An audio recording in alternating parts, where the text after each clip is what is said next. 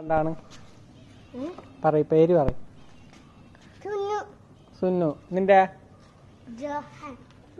എത്ര പഠിക്കുന്നേ?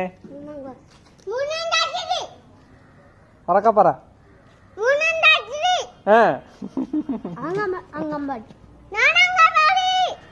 നീ അംഗനവാടിയില്?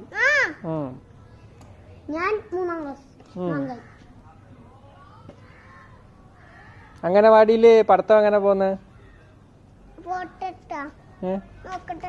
പറ. ടീച്ചറിനെ പഠിപ്പിക്കുകയാണോ? അല്ലേ? അബ്രാം എന്തിനാ പോകുന്ന സ്കൂളില്?